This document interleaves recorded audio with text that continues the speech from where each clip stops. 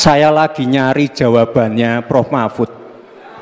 Saya nyari-nyari di mana ini jawabannya. Kok nggak ketemu jawabannya? Saya tanya masalah inflasi hijau kok malah menjelaskan ekonomi hijau. Gus Muhaimin ini lucu ya. Menanyakan masalah lingkungan hidup tapi itu kok pakai botol-botol plastik itu. Padahal saya, Pak Ganjar, Prof. Mahfud pakai botol kaca. Itu gimana itu komitmennya? Botol plastik semua itu. Mungkin Gus Muhaimin juga tidak paham dengan pertanyaan yang diberikan ke saya. Mungkin itu kan dapat contekan itu dari Pak Tom Lembong mungkin ya. Terima kasih. Ini tadi tidak saya jelaskan karena kan beliau kan seorang profesor. Sesuai dengan Oke, aturan. Greenflation adalah inflasi hijau. Sesimpel itu. Waktunya masih ada, Bapak Gibran, cukup. Pak Gibran, Indonesia ini terdiri dari berbagai bioregional, di mana kita harus betul-betul mengerti agar pembangunan kita tepat sasaran dan bisa tumbuh dengan baik. Pertanyaannya, bagaimana strategi Anda melaksanakan pembangunan berbasis bioregional itu agar keadilan iklim terjaga, keadilan sosial terwujud, keadilan ekologi terlaksana dengan baik, keadilan antar generasi juga terwujud, sekaligus keadilan sosial. Mohon dijelaskan. Waktunya masih ada, 17 menit. Apakah akan dipergunakan? 17 detik? Cukup. 17 detik maksud kami? Cukup. Cukup, Pak Muhaimin, baik. Kini kami persilakan calon wakil presiden nomor urut 2 Bapak Gibran Rakabuming Raka untuk menjawab. Waktunya 2 menit dimulai saat Bapak berbicara. Silakan. Gus Muhaimin ini lucu ya. Menanyakan masalah lingkungan hidup tapi itu kok pakai botol-botol plastik itu. Padahal saya, Pak Ganjar, Prof. Mahfud pakai botol kaca. Itu gimana itu komitmennya? Botol plastik semua itu. Tapi nggak apa-apa. Kita kembali lagi ke topik ya. Intinya di sini kita sudah berkomitmen untuk yang namanya pembangunan tidak boleh lagi Jawa sentris, harus mulai Indonesia sentris. Kemarin Gus Muhaimin menolak IKN, tidak apa-apa, akan kita lanjutkan dan akan kita perkuat IKN itu. Sekali lagi yang namanya pembangunan yang masif harus memperhatikan aspek lingkungan, sosial dan keberlanjutannya. Kita pastikan mencari titik tengah, sekali lagi titik tengah, titik keseimbangan. Membangun hilirisasi industri, tapi harus memperhatikan lingkungan hidup. Menggenjot produktivitas para petani, sektor maritim, tapi juga harus menjaga keseimbangan alam. Pastikan sekali lagi AMDAL, analisa lingkungan, sustainability report bisa tersajikan dengan baik dan pastikan menggandeng pengusaha-pengusaha lokal, UMKM lokal. Jadi tidak besar sendiri tapi ikut membesarkan yang lain. Intinya adalah anggaran ini dipakai untuk kesejahteraan rakyat. Pemerataan pembangunan itu penting dan sekali lagi pembangunan yang masif harus memperhatikan sisi-sisi lingkungan hidup. Karena sekali lagi yang namanya bencana kekeringan, banjir, kenaikan air laut, ini ancamannya sudah ada di depan mata. Dan ini adalah ancaman yang sangat nyata. Terima kasih. Baik, ini kami persilakan. Nanti ada waktunya. Nanti ada waktunya. Cukup. Cukup. Kami persilakan calon wakil presiden nomor urut 1 Bapak Muhaimin Iskandar untuk menanggapi. Waktunya 1 menit Bapak di saat berbicara akan dimulai. Silakan. Pertanyaan saya tidak terjawab sama sekali. Karena di undang-undang kita juga dinyatakan bahwa potensi bioregional kita itu adalah bahwa wilayah nasional kita itu bukan terbagi bukan saja sekedar karena politik dan administrasi, tetapi ekosistem lingkungannya ada, sekaligus juga komunitas masyarakat yang tumbuh juga menjadi pertimbangan. Sehingga Papua misalnya, jangan pernah salah dalam membangun Papua. Papua harus berbasis pemerataan dan keadilan yang sempurna. Maluku misalnya, dengan kekuatan maritimnya, Maluku menjadi bioregional untuk pengembangan ekonomi kelautan dan perikanan. Jawa misalnya, keberlanjutan pembangunan yang menumbuhkan potensi ekonomi secara pertumbuhan. Baik, waktunya habis Pak Muhaimin. Kami persilakan calon wakil presiden nomor urut 2 Bapak Gibran Rakabuming Raka untuk merespon tanggapan dari Bapak Muhaimin Iskandar. Waktunya 1 menit. Kami persilakan. Nuh, katanya tidak menjawab pertanyaan, tapi Gus Muhaimin malah ngomongin pemerataan pembangunan. Itu kan tadi yang saya omongin, Gus.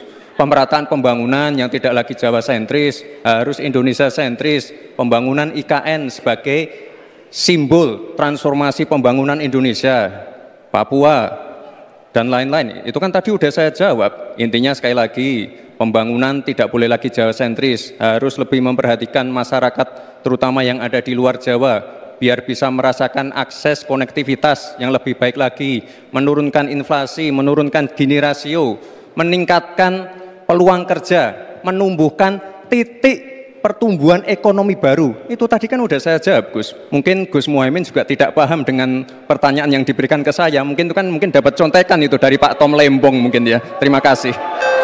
Masih ada waktu, Pak Gibran, cukup? Tenang. Tenang. Cukup. Bisa kami minta kerjasamanya?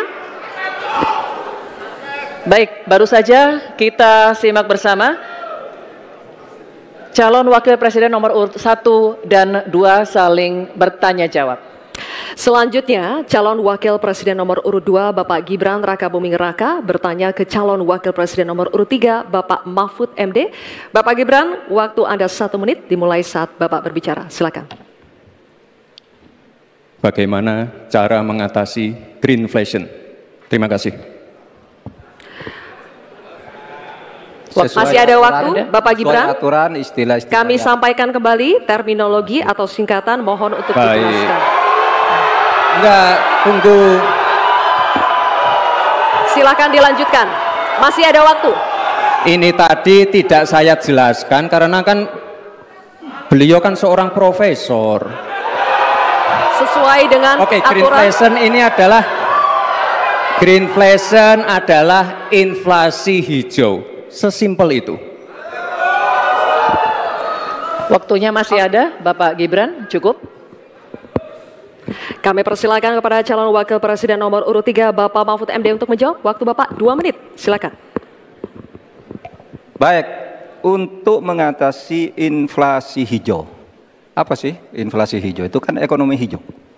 Ekonomi hijau itu adalah ekonomi sirkuler, ya, di mana sebuah proses pemanfaatan produk ekonomi, pangan misalnya, atau apa, produksi apapun, diproduksi, kemudian dimanfaatkan, di recycle, bukan dibuat. Jadi bukan barang itu lalu dibiarkan mengganggu ekologi. Nah, saya punya cerita, kalau bicara soal recycle seperti ekonomi hijau, saya merasa berbangga sebagai orang Madura. Karena orang Madura itu yang pertama dulu mempelopori ekonomi hijau, ekonomi sirkuler. Di mana orang Madura itu tuh yang memunguti sampah-sampah, menguti plastik-plastik lalu diolah. Sehingga sebenarnya ekonomi sirkuler itu sudah menjadi kesadaran masyarakat.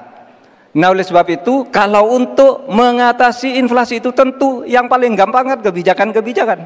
Diatur saja jatahnya. Di sini kan harus ada data. Kecenderungannya di sini begini, kebijakannya harus begini. Kecenderungannya di sini begini, kebijakannya harus begini.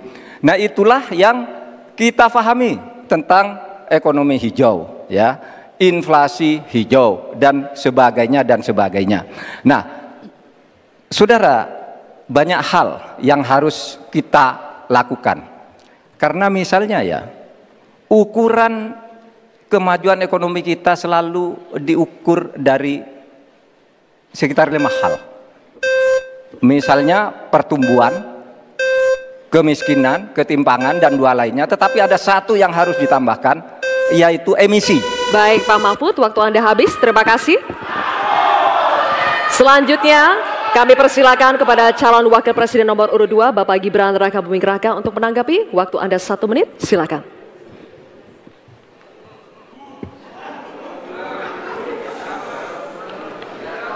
Saya lagi nyari jawabannya Prof Mahfud. Saya nyari-nyari di mana ini jawabannya. Kok nggak ketemu jawabannya? Saya tanya masalah inflasi hijau kok malah menjelaskan ekonomi hijau. Prof Mahfud, yang namanya greenflation atau inflasi hijau itu ya kita kasih contoh yang simpel aja. Demo rompi kuning di Perancis. Bahaya sekali. Sudah memakan korban. Ya, ini harus kita antisipasi, jangan sampai terjadi di Indonesia. Kita belajar dari negara maju. Negara maju aja masih ada tantangan-tantangannya. Intinya transisi menuju energi hijau itu harus super hati-hati. Jangan sampai malah membebankan R&D yang mahal, proses transisi yang mahal ini kepada masyarakat, pada rakyat kecil. Itu maksud saya inflasi hijau, Prof Mahfud. Terima kasih. Masih ada waktu Pak Gibran? Cukup? Baik. Terima kasih. Kita lanjutkan dulu. Nanti akan ada waktunya untuk memberikan support. Kita lanjutkan dulu Bapak Ibu. Terima kasih. Kita teruskan ya. Kami persilakan calon wakil presiden nomor urut 3 Bapak Mahfud MD untuk merespon tanggapan dari Bapak Gibran Rakabuming Raka. Waktu Bapak 1 menit dimulai ketika Bapak berbicara. Silakan. Saya juga ingin mencari itu jawabannya ngawur juga itu. Gila ini. Ngarang-ngarang ndak karuan, mengkaitkan dengan sesuatu yang tidak ada, gitu ya. Begini loh, kalau akademis itu gampangnya kalau bertanya yang kayak gitu-gitu tuh recehan, gitu. Recehan. Oleh sebab itu tidak layak dijawab menurut saya. Dan oleh sebab itu saya kembalikan saja ke moderator. Ini tidak layak dijawab pertanyaan kayak gini. Tidak ada ini jawabannya. Terima kasih. Cukup buat Pak Mahfud? Masih ada waktu Bapak? Saya kembalikan. Cukup ya? Baik. Saya kembalikan. Tidak ada gunanya menjawab. Ya. Baik. Bapak Ibu, demikianlah tadi interaksi saling tanya jawab antara calon wakil presiden nomor urut 2 dengan calon wakil presiden nomor urut 3. Terima kasih.